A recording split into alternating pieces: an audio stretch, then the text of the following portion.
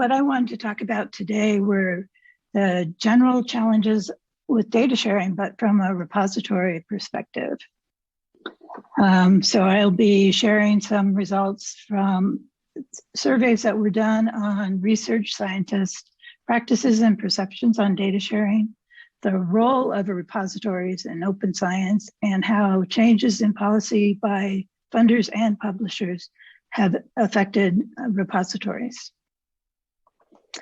So a survey on the practices and perceptions of scientists about data sharing was done by a Data One usability and assessment group. There were 3 surveys done, a baseline and 2 follow-up, and they included many questions, but the one I wanted to share with you today is the question was, if your data are not available to others, why or why not? And there were different responses they could give, and if the reason wasn't there, they could fill it in. But the baseline survey was done in 2009, 2010, and at that time, the two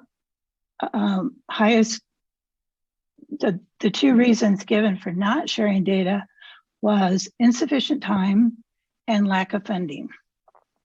So this was done before the requirement of funders that people had to submit a data management plan. So the second survey was after the data management plans were required. In addition to this, funders were also allowing that you could ask for money to support data management sharing. So the second survey done in 2013, 2014, the 2 main reasons for not making data available switched because the lack of funding was no longer as important. And the reason most gave was, I need to publish first. But again, insufficient time came in second.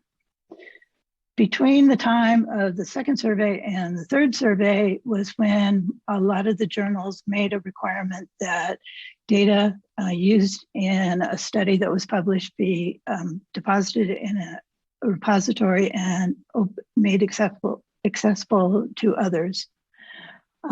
So the third survey, which was distributed in 2017, 2018, ended up with this similar 2 reasons, that they need to publish first and they have insufficient time.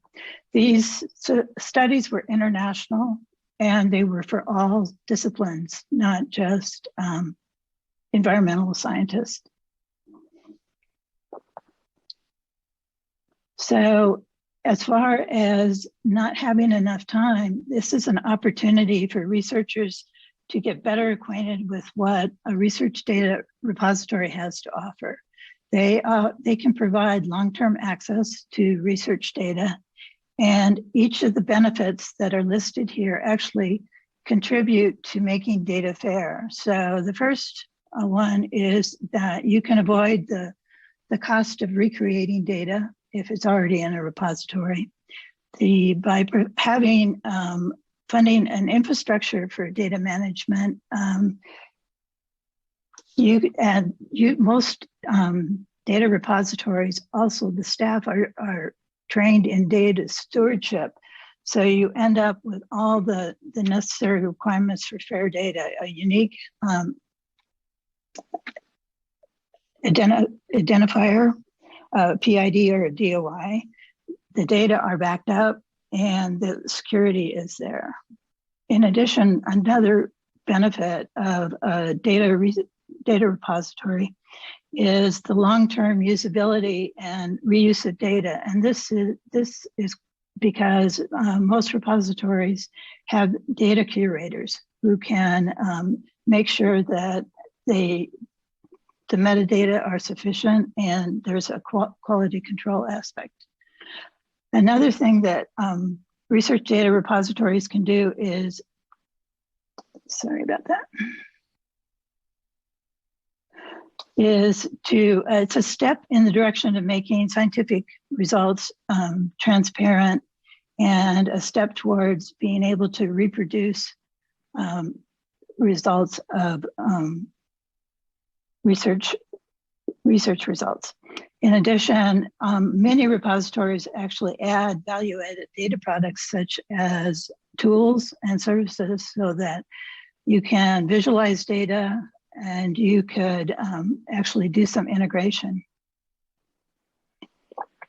So the effect of two of those policies, so the vendors' data management and sharing policies actually helped repositories because although they had to deal with more data, there was a side benefit of getting more money in order to do this.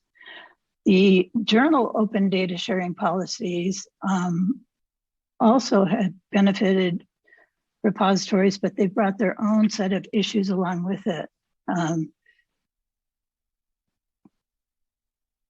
The way that publishing data supporting journal articles grew organically, so there wasn't really a defined workflow involved.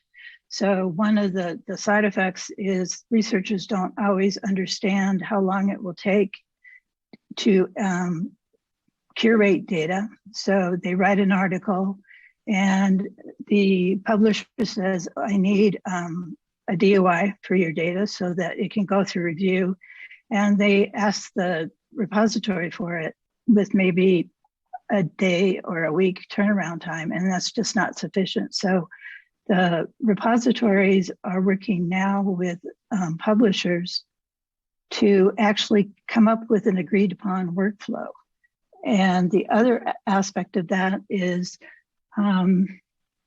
working with the journals to understand that it is actually better to have their data. It's better to actually have researchers choose a discipline-specific repository rather than a generic.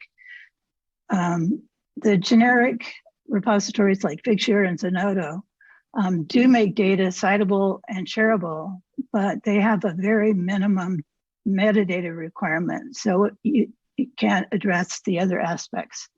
The other aspects that repositories bring are the different items that make data fair. And just by having it in a discipline-specific repository, the findable and the accessible part of FAIR are obvious because people know where to go look for it. So some of the challenges, and this has been mentioned before, is the major challenge to repositories is sustainability. And in order to do sustainability, you need meaningful metrics that for your stakeholders. And as mentioned before, downloads and clicks really don't do it. The other thing is trying to align the policies from the funders and the publishers and get a workflow that works so that the publishers, each publisher doesn't have a different workflow. And again, one of the really important challenges for a repository is what are the metrics that could be used to indicate that your repository, the data in your repository is FAIR compliant. And one possibility for this is could the Core Trust Seal certification act as a proxy for FAIR? And that is it.